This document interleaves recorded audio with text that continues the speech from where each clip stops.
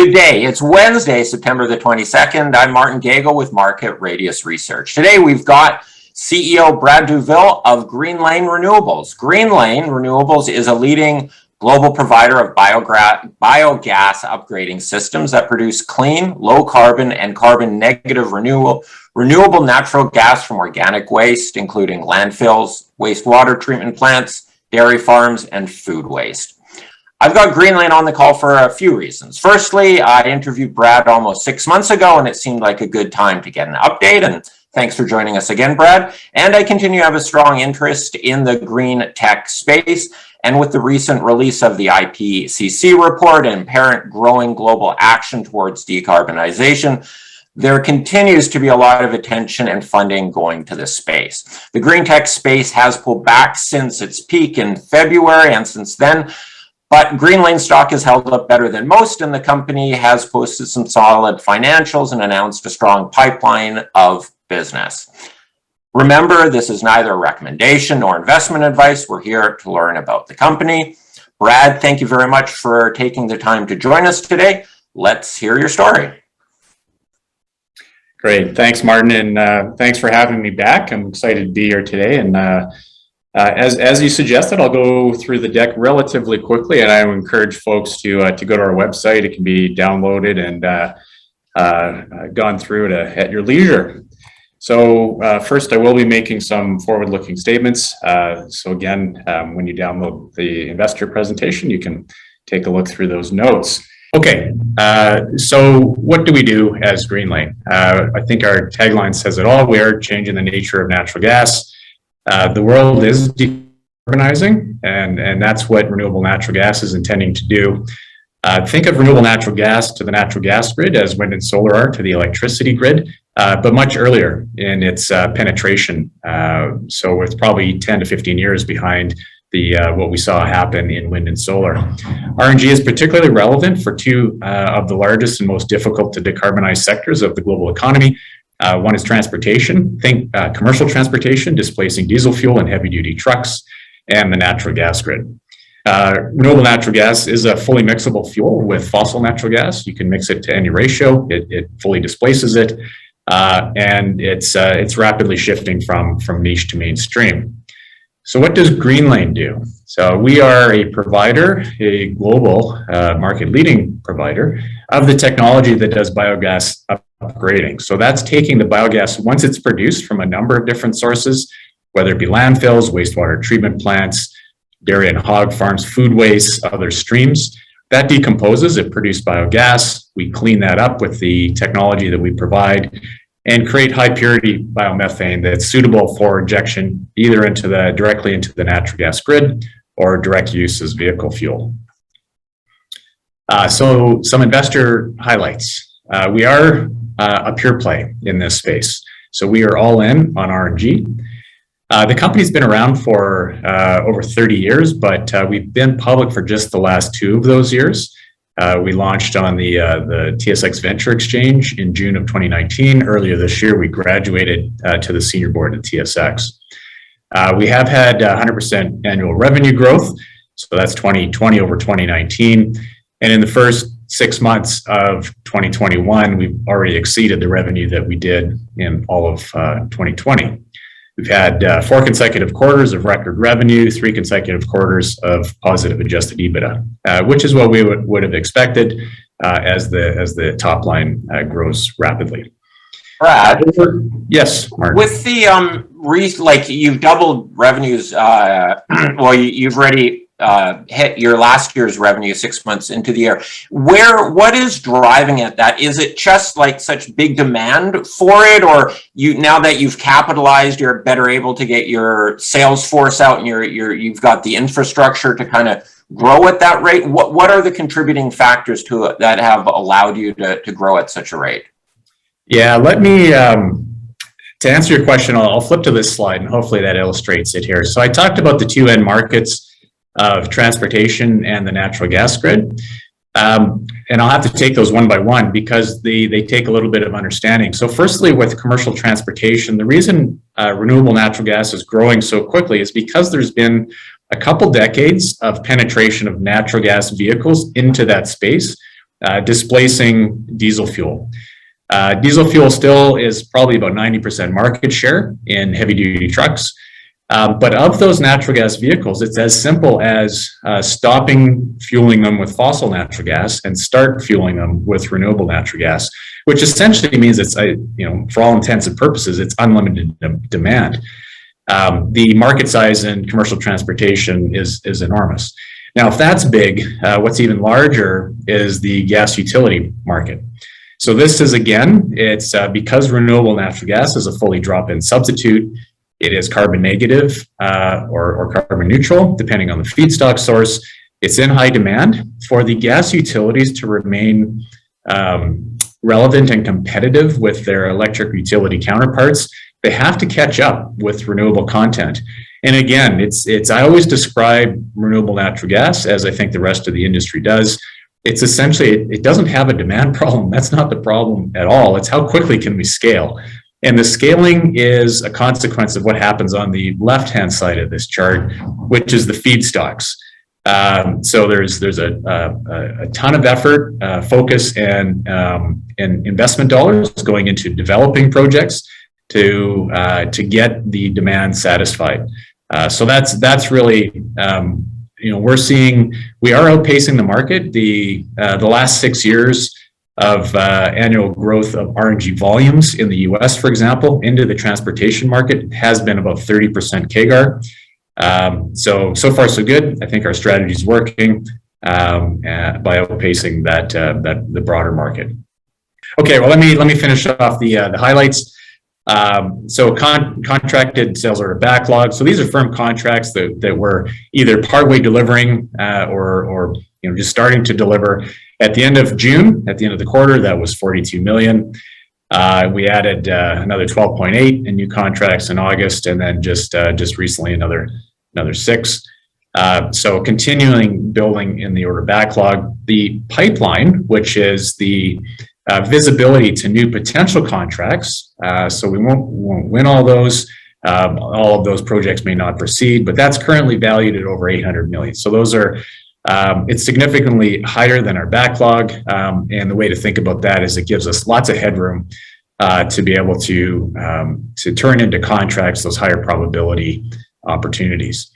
So the core business, yeah, Martin. With that, for something to go into pipeline, is it like it could be fairly early stage, or at what, like if some guy with a project idea out of Texas or wherever phones you guys up and it's like, yeah, I'm looking at this $10 million-ish kind of project, blah, blah, blah. Does that kind of fall into sort of early stage pipeline, or how real does it have to be to become pipeline?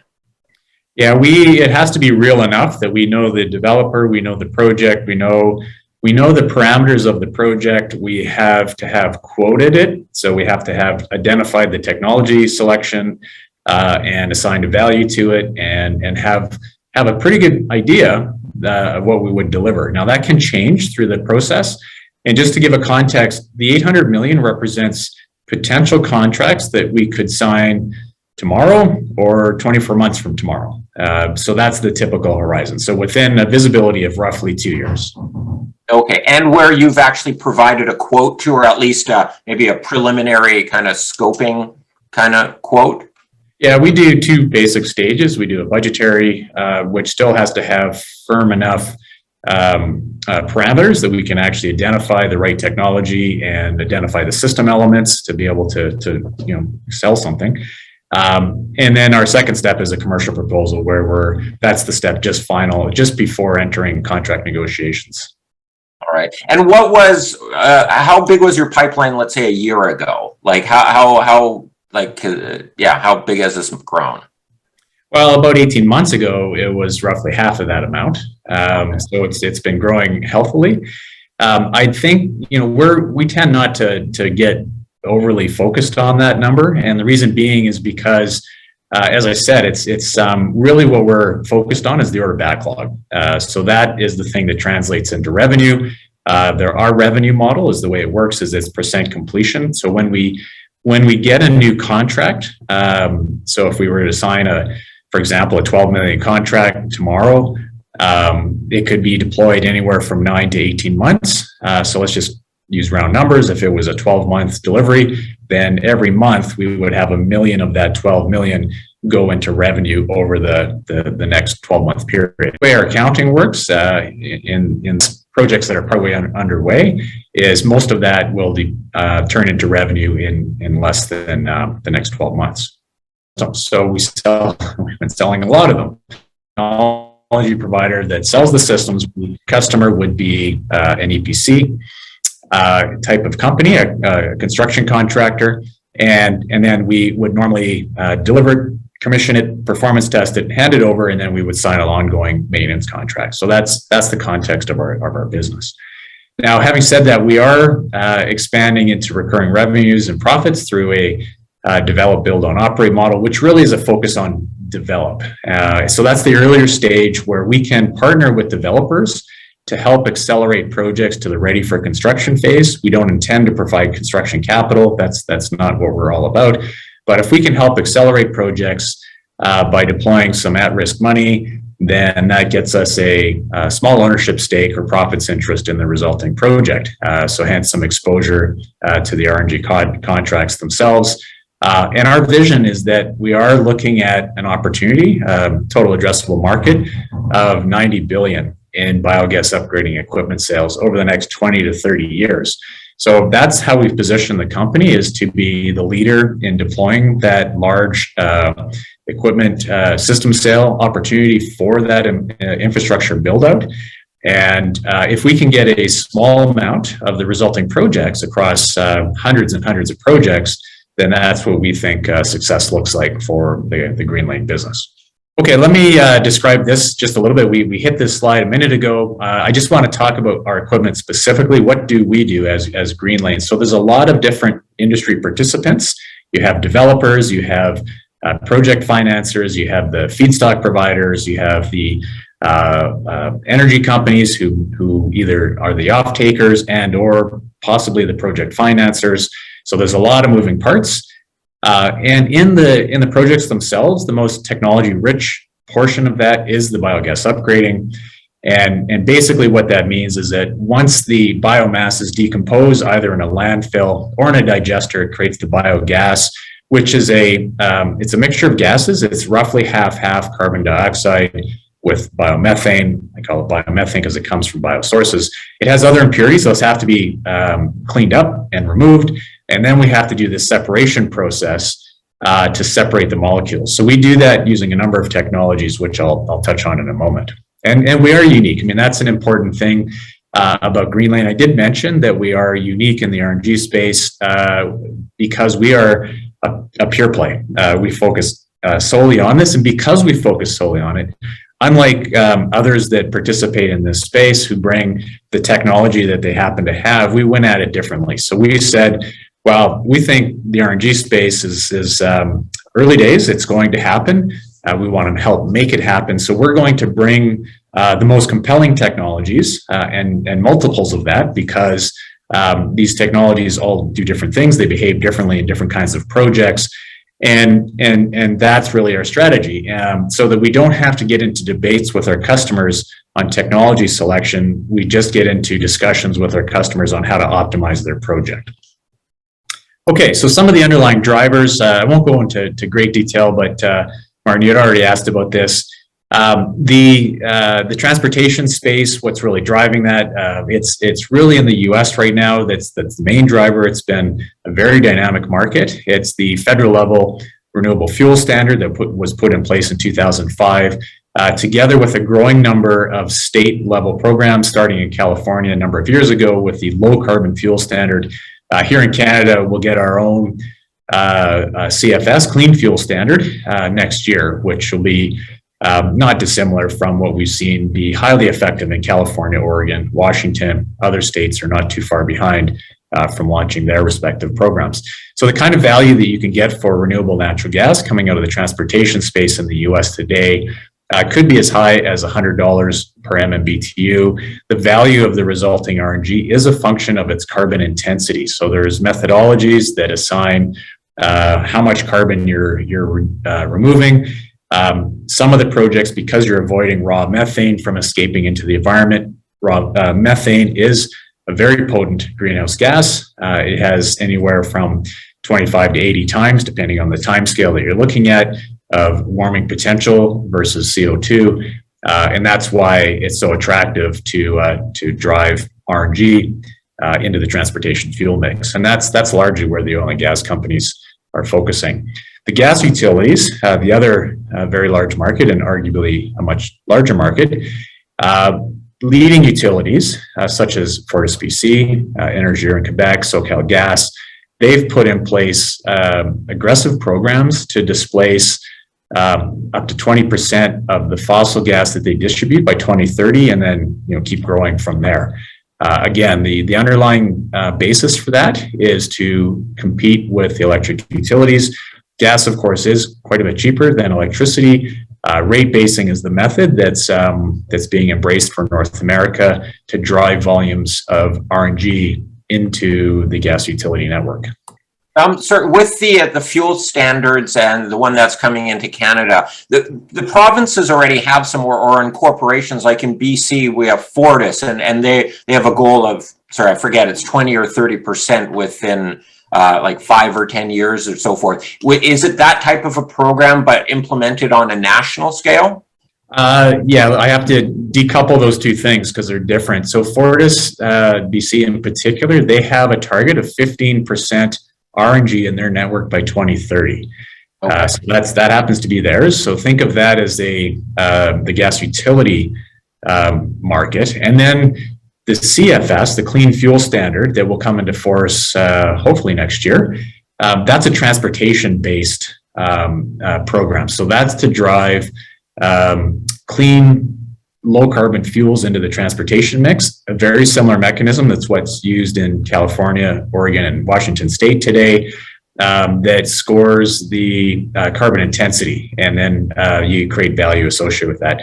The mechanism, it's real simple, that if you're a distributor of gasoline or diesel fuel, you have to have a growing amount of renewable low carbon content in your fuel mix. If you don't, you have to buy credits. These credits are tradable and fungible, and that's how the market works. So they're two different markets. Now in Canada, it's a bit of a unique situation because the gas utilities are heavily involved in the transportation opportunity today, albeit in Canada, it's a relatively untapped market compared to the U.S. RNG for transportation. That's kind of the next frontier. In Canada, it's happening very, very quickly in the U.S. So it's we know, we've seen that movie before, and we know how it plays out, which is all very positive for RNG. So, sir, I want to dig into this a little bit more. So if a utility or a transportation fuel company is getting some of their fuel out, their natural gas out of, let's say, a dirty source, that would have more negative points to them, and then replacing that with cleaner stuff like your own, that would then have much more positive stuff. So they're trying to kind of offset the dirtiest suppliers with that would then presumably get picked up by the cleanest suppliers. To a degree. So you need to think of RNG in the context not of fossil natural gas, and hear me out, but you need to think about it as the alternative in the end use. So the end use of transportation today is dominated by diesel fuel.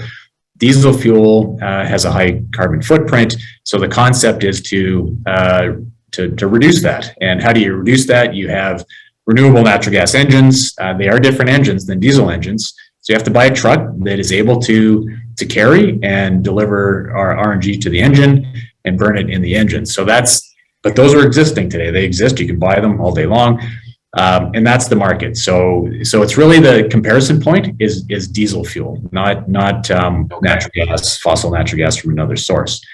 And then the utility market. I keep talking about these two markets because they are different. They have different dynamics. In the utility market, whether it be the gas utility or the electric utility, it's the same end users. It's homes, it's businesses, it's factories. And those end uses get energy from one of two sources. It's either through the electricity grid or it's through the natural gas grid. But a lot of those end uses want a sustainable low carbon energy source. You can get that through the electricity grid, especially in Canada, especially in British Columbia. And that's where it becomes so important for the gas utilities to compete on a levelized playing field as it relates to carbon. That's where RNG provides a powerful tool for the gas utilities to decarbonize and compete for those same end customers against their electric utility counterparts. All right, thank you. Okay. The total addressable market, I did mention a number of 90 billion. Well, where does that come from? It comes from some third-party data. There's two reports that come out annually. They're well respected. They project forward. What does the world's energy projections look like? One from the International Energy Agency and one from BP. They both come out in the fall, so we do expect the next iteration of that here shortly. In last year's report, obviously their independent analyses with some slightly different scenarios, but they come out to, interestingly, roughly the same answer. They're both projecting roughly, somewhere between 6 and 7% of the today's natural gas global production to become renewable natural gas within the next 20 years in the case of IEA or 30 years in the case of BP. But these are staggering numbers. These are huge. If you run the math, which is what we've done, that's where 90 billion comes from. That's 90 billion of biogas upgrading equipment sales. So we did 23 million in revenue last year. So that's a lot of headroom over that period of time. So if you run that would represent somewhere between 15 and 24% CAGR over the next 20 to 30 years. I think we're going to run out of time, but I do want to hit this quickly. So notable industry developments, again, transportation and gas utilities, the two key markets, UPS, Amazon, and Anheuser-Busch, some flagship fleets. They've really doubled down. Some of them, like UPS, have been long dedicated to natural gas, but it's all about renewable natural gas now because it's just so easy to switch and makes all the sense. Amazon ordered 1,000 trucks earlier this year and signed a long-term contract for renewable natural gas. I already mentioned Ford with their 15% by 2030 target for renewable natural gas. SoCalGas, who's the largest by volume natural gas provider in the US, their target's even more ambitious. It's 20% RNG by 2030. Enbridge, who happens to be the largest distributor of natural gas as a utility in all of North America, this year they recently announced their efforts around RNG. So we have big gas utilities, we've got big transportation fleets, and then we have the oil and gas super majors. So that was a trend that we saw starting. It became more real, let's say, last year. So we saw some early signs of it. We had some leaders in the space. BP had an early lead for sure. They were long in the renewable natural gas space. But last spring, we saw Shell, BP, and Total all announce their net zero by 2050 ambitions. So you might stop there and say, okay, well, that's just a statement. But they all have gone on to do things in the RNG space. And RNG makes a lot of sense if you're an oil and gas super major because it is targeted at the core of the markets that they serve today with their liquid fuels. It's transportation. And so that's why we've seen the oil and gas super majors pile in and put significant dollars to develop projects, own the projects, take the offtake, and that's creating some of the growth that Greenlane has enjoyed because we're selling the equipment into the projects, where the demand is coming from the oil and gas super majors. A third vertical, so I talked about transportation, talked about the gas utility market. A third vertical is hydrogen. It's not quite here yet today, but you need to think about hydrogen in a couple ways. So one is most people today, when you hear hydrogen, you think of hydrogen for mobility. There's lots of activity in that space, but not quite a market yet. That said, there's a lot of hydrogen made today. A lot of it goes into the transportation space because it's used to process crude oil into gasoline and diesel fuel. And it's all made from steam methane reforming of fossil natural gas. So the first step to decarbonize hydrogen is to replace the fossil natural gas that's going into that production source with renewable natural gas. So we're focused on that market as well. It's not quite a market yet, but that's a third market for us. Brad, just I want to talk about on the transportation side, because with the replacing diesel with the natural gas. On the sort of consumer transportation side, we've got the EVs. EVs are much further down the line on, given their sort of power and like their fuel densities required for the distribution or the transportation industry, and the existing technology with natural gas engines and natural gas fueling stations, they're all there. So while way down the line, fuel cells or battery-powered electric distribution trucks may be there, the first step is going to be transitioning that to natural gas. Yeah, so let's you have to take a look at the market and where things are going, and of course, you can't really predict the future, but I think the first step is to say we need all the solutions we can get. That's number one. Number two is the EVs have really found a powerful niche in the passenger car market. We might see some local delivery vehicles use EV technology. The heavy-duty trucks is where that becomes challenging, and we don't see any commercial offers today. Maybe in the future, but today that's not an EV market. People think that the end game for clean transportation is hydrogen in the commercial vehicle space. That could very well be the case. I already talked about, well, hydrogen has to come from somewhere. It's likely to come from biogas. So that's fine. If the market transitions into that space, then we'll be happy to provide that as well, the biogas upgrading systems that are necessary for that. So that's kind of the breakdown of the market today, and then we'll see as things go forward. But I think EV is pretty much, I mean, even though today it's only 2% of the market share of the passenger car market, but that's really where it plays. And then we'll see. Today's technology is natural gas vehicles, but they're all called renewable natural gas vehicles today in the commercial space that displace diesel fuel for heavy duty. Okay, so the different technologies, I'm not going to go into this in any sort of detail. I don't think we have the time, but we do have three of the most popular technologies in our portfolio. Again, I think it's important to emphasize that Greenlane is a pure play, and instead of us selling the one technology that we had into different end markets, we went the other way around and we said, well, specific to renewable natural gas, can we bring the most compelling technologies into the space? They all do different things. They behave differently with different kinds of biogas and also different pipeline specifications. So there is no one single specification to inject into any pipeline. They're all different around the world. So we have to have different technology solutions. Are there any technology solutions or problems to be solved where you don't have the right technology for it, or does your portfolio of solutions cover pretty much the whole market? It covers pretty much the whole market today, with biomass sources being anaerobically digested. So people do talk about gasification, whether that be from woody biomass or some other sources. That's a different market.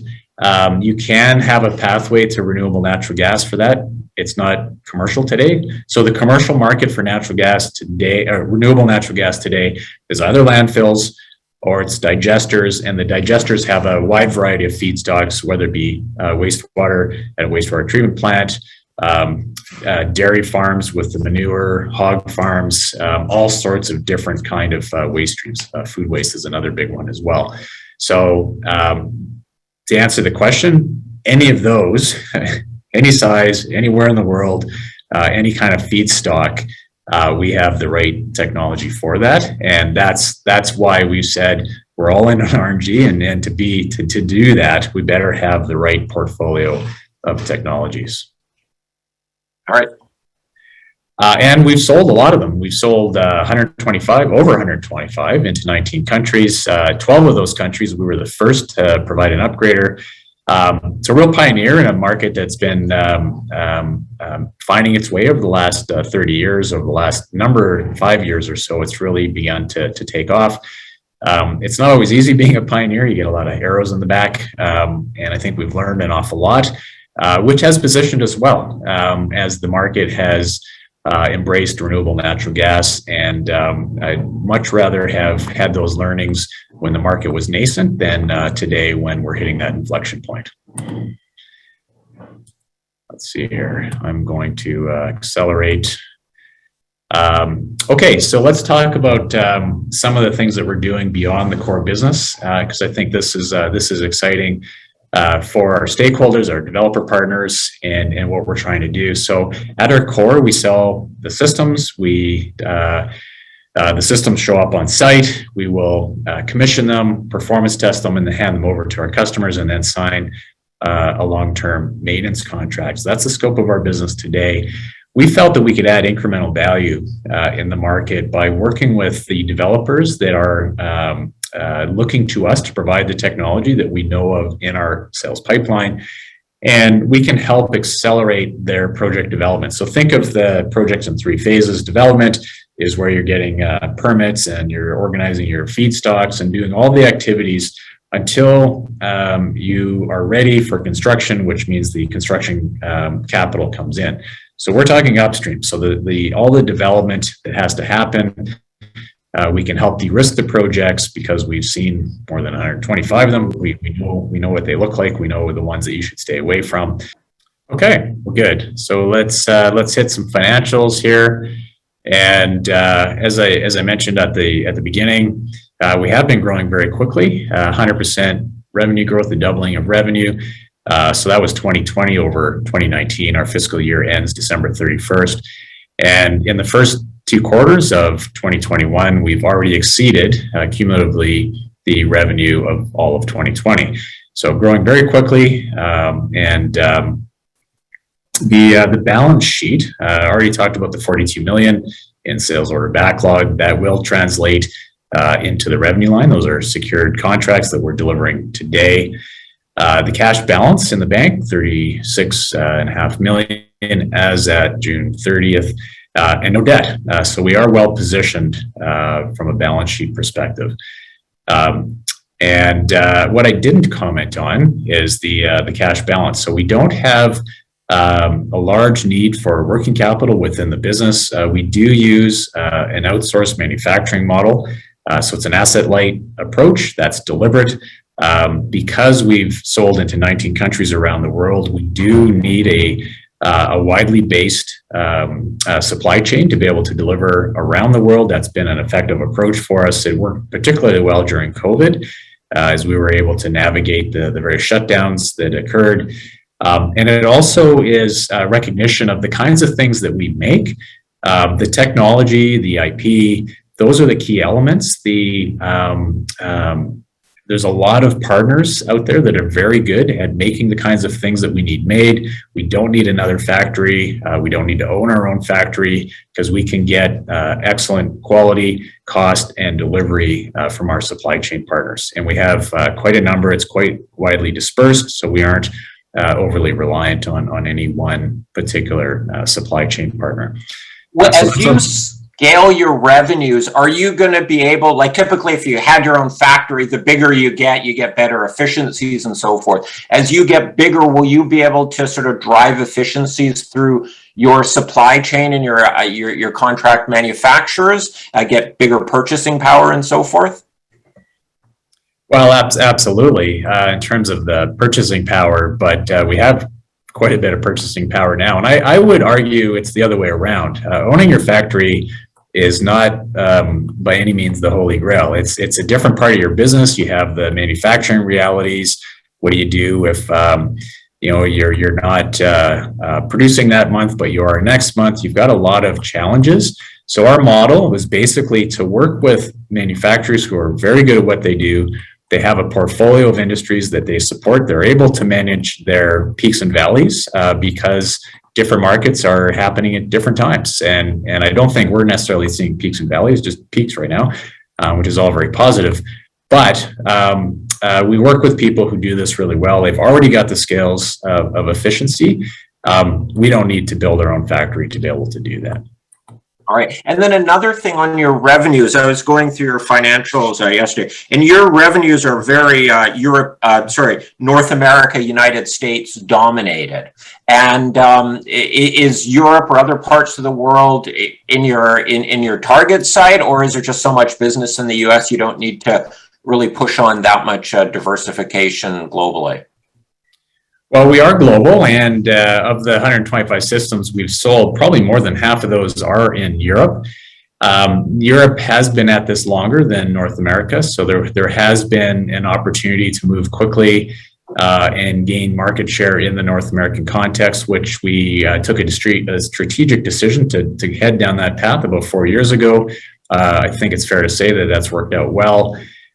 We have continued to be active in Europe. We recently announced a new order in Spain, for example. Latin America is a new market for us. Although we've been in Brazil for quite some time, we are the market leader in Brazil. We did open up a new market earlier this year in Colombia. We were the first to provide a biogas upgrader there. So our focus, we are global. I think it's fair to say that our focus has been the US and Canada. Just because that's where the market's been particularly dynamic, and we've worked really hard to get market share leadership there. So one thing I often get questions on is as we grow the business. So we've seen dramatic top line growth. So that's the blue line on this chart. As we grow, we do have to add new staff, continue to invest in the business. So that's the G&A line. But as you can see, just looking at the last 6 quarters, the pace of growth of the top line versus the G&A line has been about 3.5 times of the rate of growth. And that's exactly what we're looking for in the business. This is not, we're not unique. Lots of people have done this, including several members of the Greenlane management team, including myself, in prior businesses, where you get a leverage effect, and once you've hit break even, which we hit last year, then you start to generate positive adjusted EBITDA and cash in the business. So far so good in terms of the model. Brad, sorry, just going back to that one on your G&A line. Is that mostly sort of engineers or is are we missing some sales and marketing expenses going up there, or what's all encapsulated? As you grow the business, you have to add some more designers and things like that to bid on more projects. Yeah, I mean, basically, the growth is more and more projects. So each product that we sell is a project. There's always a certain amount of standardization in the systems that we provide, and there's always an amount of customization. So every project that we deliver, we have a project manager assigned. So as we get more and more projects, we need more project managers. And then we do need the support from the engineering team to continue to do that customization that's necessary for pretty much every project. And we are continuing to press the bounds on our core technologies and continue to invest in product development in each of our 3 technologies and add some ancillaries. So we do have more engineers in our product development team. So those are the kind of resources that we're adding, and of course the other support staff, like more finance, more HR, and all the support functions. All right. Okay, so the capital structure, 150 million outstanding. I did mention earlier on that we started as a public company, a standalone public company, in June of 2019. That was on the TSX Venture Exchange. We graduated to the senior board at the beginning of this year, and the insider ownership is around 12%. And as I mentioned, no debt, and 36 million in the bank. The management team could have perhaps started here. So myself, I've been with Greenlane nearly 4 years. Prior to that, I had a 25-year career in the natural gas commercial vehicle space. I was a co-founder of Westport Innovations, a Vancouver-based company that was its mission in life was to commercialize technology invented at the University of British Columbia, which it did, formed a joint venture with Cummins 20 years ago that went on to become the premier supplier of natural gas engines, which are now called renewable natural gas engines. And I'm glad we did all that because that's the market today that we're serving with renewable natural gas. Linda Freeman, our CFO, she's been with us a couple of years. Before that, she was the CFO of TSX listed Alterra Power, a renewable electricity energy company. Brent Jacklin, our SVP of Sales and Commercial Operations, has been he's one of the long timers in the business. He's seen pretty much every kind of project there is out there. So I'll sum up and then we can get into any questions, Martin. So key highlights, rapidly growing. We are a pure play.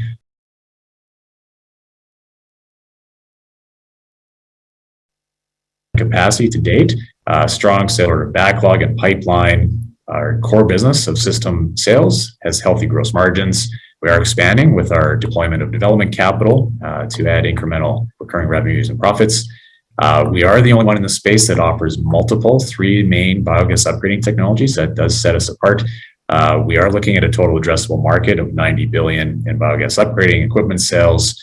And we are basically, we don't have a demand problem in RNG. It's how quickly can we get new projects online to satisfy that demand for low carbon and carbon negative energy. So I'll stop there and we can. Brad, yeah, I think where you cut out was when you were getting into the design, build, own, operate. Could we sort of flick back a couple pages and maybe redo that page again here? Sure. Okay.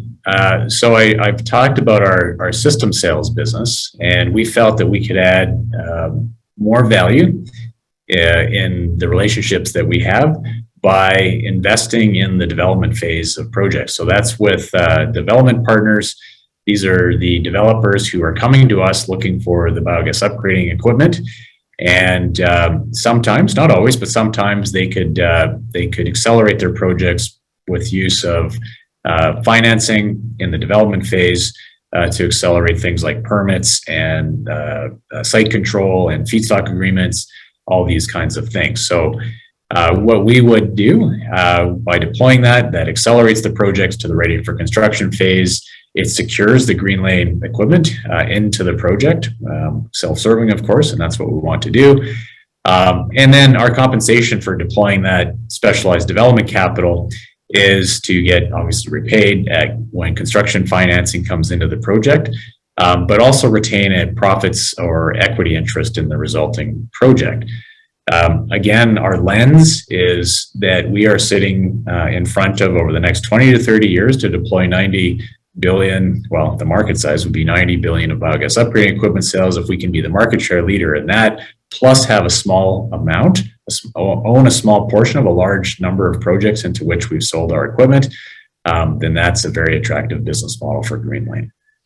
And your value that you would provide in the develop side is a bit of source of capital that would be risk capital. I guess there is a chance that maybe the project gets sidelined, but I'm guessing as well, you're bringing your expertise and you've been around a lot of these developments. So a lot of the prime developer would say, hey, Greenlane, yeah, please join us. And then you can give us some of your expertise. Is that part of the value add, not just the check?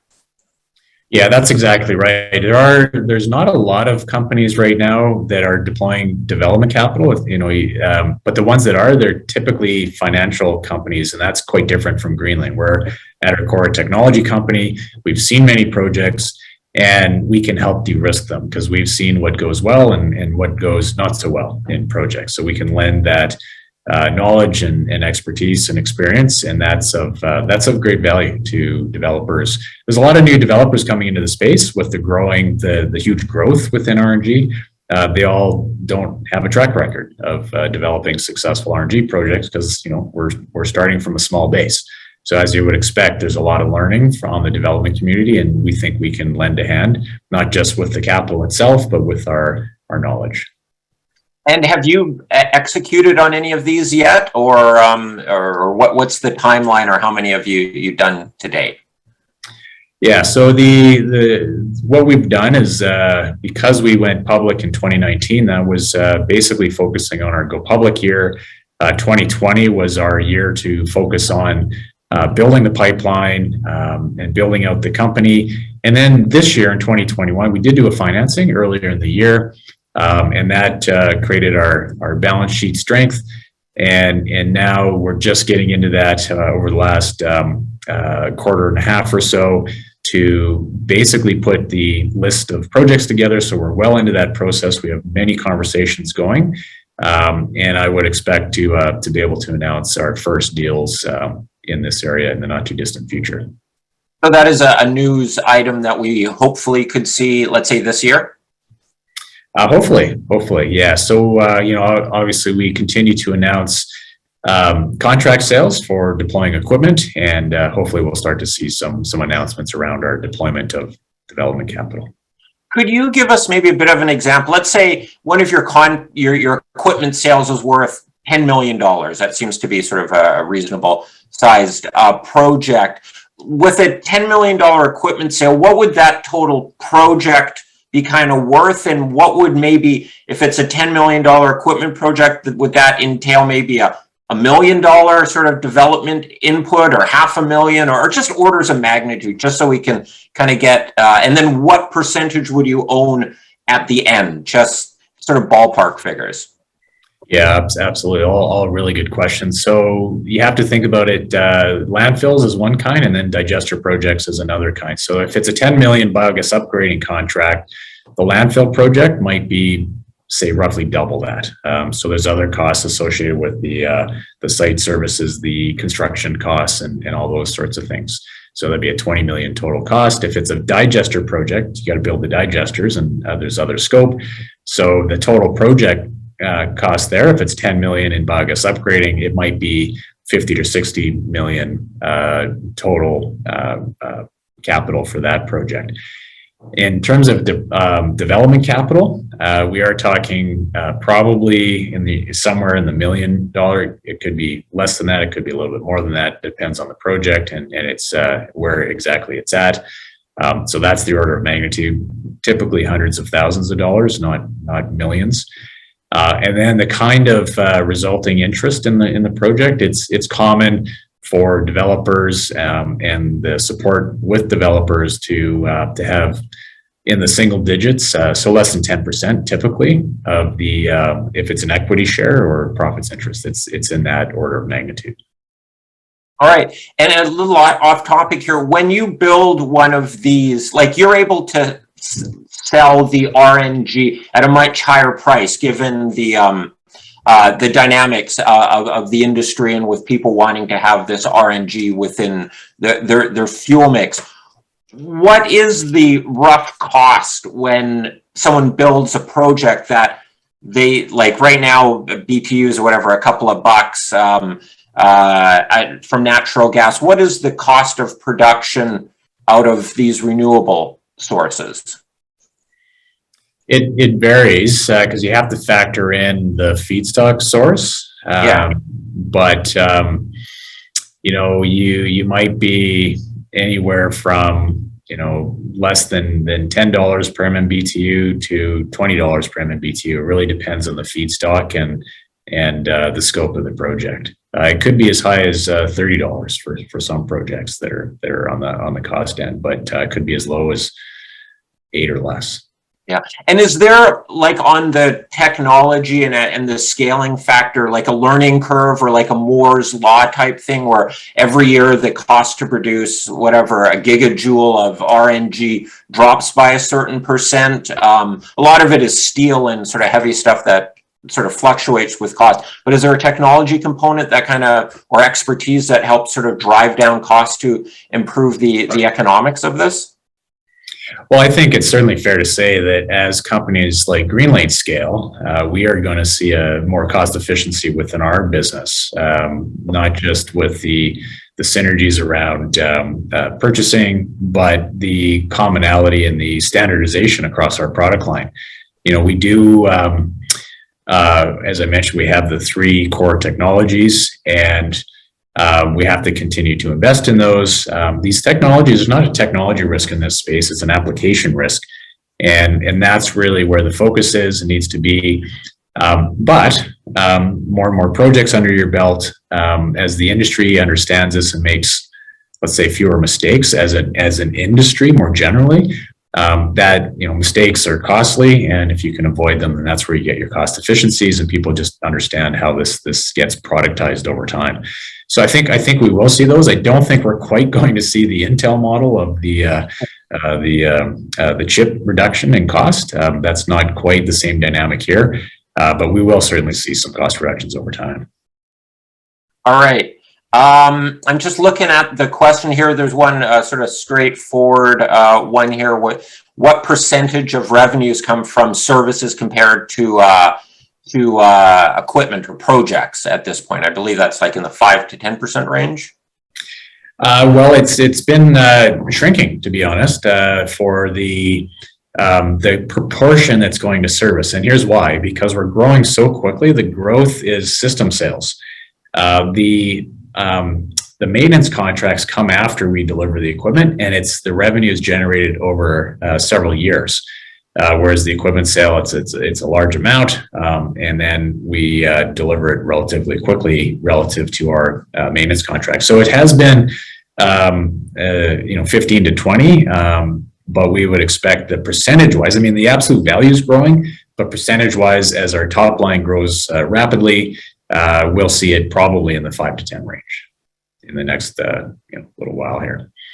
All right. I don't know if you can see it, Brad. There's a question here from someone in the audience regarding the build, own, operate, and it's sort of broken into three. One part of it is, during the last conference call, Brad said capital does not seem to be lacking in the market, and instead they're looking for investing in the company's cash in an acquisition instead. Are you looking at acquisitions in your strategic plan to grow the business?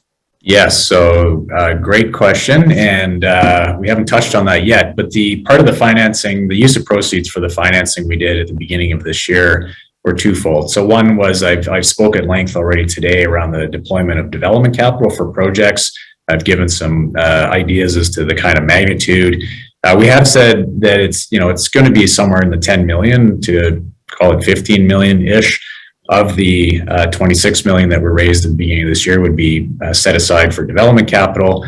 And then there's M&A opportunities that we are looking for as well. And the reason for that is that any industry in early days, there is a number of players, consolidation occurs. We think that we've built a platform that is ideally suited for consolidation. For us, that means two kind of M&A targets. So one would be a competitor that we would buy to get incremental market share in certain geographies. And then the other would be technology bolt-ons. So these are things that any biogas system has a number of elements to it. So we have our core, but we also have some of the ancillaries. So we might find ourselves wanting to buy a core technology element that we currently outsource and would be better inside Greenlane. So those are the two buckets: technology bolt-ons and partners. So currently you buy some of this technology or pay licensing fee to third parties, and you could possibly acquire that to avoid the cost of that licensing or technology purchase. Yeah, we do buy, in certain cases, some modules from partners. A good example today, we focus in our business on the biogas upgrading piece as it relates to separating the carbon dioxide from the biomethane. But there's, for example, hydrogen sulfide. Every project has hydrogen sulfide in this space. So we have partial internalized, because there's different ways to do that as well. There's not one way to do that. So some of the approaches, there's some attractive approaches out there. We do buy that out finished. So that might be an area we decide to do something. That's one example. And on the acquisition of, let's say, market share out there, it sounds like North America probably wouldn't be a key target for like market share acquisitions. That would be in other parts of the world where you can sort of gain a footprint in Asia or Europe or Australia or something like that. Yeah, that's astute. That's right, because we're doing just fine in North America, and our key competitor in North America is probably Air Liquide. So we're probably not going to buy Air Liquide anytime soon. And as far as we know, their division is not for sale. So the markets that we have been strong in the past have been Europe. There is a number of players there, so that might be an area that we'd look into. Who are the biggest players? I don't know, maybe North America wise and globally. How do you rank in the top 10 or 20 or so? Well, I have a slide for that. So we are first in terms of deployed equipment over time. Hopefully that's showing again. Yeah, I see the screen. Only the, there we go, cursor would work. There we go. So this is third-party data that we've put together. So over time, it's cumulative because it's hard to get year-by-year market share. But we have deployed more than anyone else. I talked about having the 3 most popular technologies. All of our competitors offer just one kind of upgrading or separation technology. So you can see that water wash has been particularly popular. That's where Greenlane started. You can see Air Liquide on there. And there's a few other players. There's not a ton of global players today. And there's some regional ones. And from an M&A perspective, it's really potentially a roll-up of some of those regional players. Gotcha. And this is cumulative. How many systems have been installed like over a lifetime, not in the last year or two? Is that right? Yes, that's right. It's cumulative for each of the companies that compete in the space. Yeah. Gotcha. And is this on a global basis or is this more North America? This is global. This is global. All right. So, for example, you see Malmberg there in second. So they've done quite well. Their focus is solely Europe, and they just do the water wash technology. So, and they've done well because basically there's only 2 water wash companies globally, and that's Greenlane and Malmberg, and that's why together we've done particularly well deploying that technology. But we've more recently added PSA and membrane because they do different things and they're attractive technologies in their own right. So we felt that that was the right strategy, and it helps us grow with the growing sophistication of the development community as that continues to mature and understand the efforts around building portfolios of projects. And because each projects are different, if a developer has a dozen projects now, it's not going to be one technology. So if we're going to be their strategic partner, we better be able to serve them for each of the differences in all their projects. All right. And given you were talking, this is up to like a projected to be a $90 billion market, and you're already sort of in the lead here. There's a lot of grass to mow, so to speak. So you've got a lot of work ahead of you. That looks great. That's the kind of work we're looking forward to. Yeah. All right. Well, we have been on here a while fighting through those technical difficulties. So we should wrap it up here. Actually, I guess one question I always like to ask, you've talked about one of your development projects would hopefully maybe get released, announced before the end of the year. What other types of news should we be looking at? I guess some of that develop, design, build, own, operate, some M&A, and then more project wins. Is that the type of news flow we should be seeing out of the next hopefully see out of the next 6 to 12 months? Yeah, that's exactly right, Martin. All right.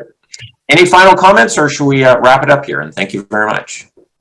Yeah, no, I think that's it for me. It's what I can say is the market is it's very exciting. I've been in the alternatives space for quite some time, and I've never seen anything quite like this in terms of we all of us in the industry had hoped at one point people would really recognize the necessity of decarbonization and the kind of approaches that are needed, and it's happening. So I haven't, like I said, I haven't seen anything quite like this, and it's pretty clear that the tailwinds seem that they'll be around for quite some time. Yeah, we had. I was talking to one of your competitors earlier in the summer, and he was saying exactly the same thing, that demand is not an issue in the market right now. There's lots of opportunities for projects. Yeah, exactly. So that's a nice place to be. And now our mission is to grow as quickly as we can. All right. Well, on that, Brad, thank you very much. Thanks for taking the time to chat with us. I really appreciate it. Have a great day. Thanks for having me back, Martin, and yeah, have a great day. Thanks.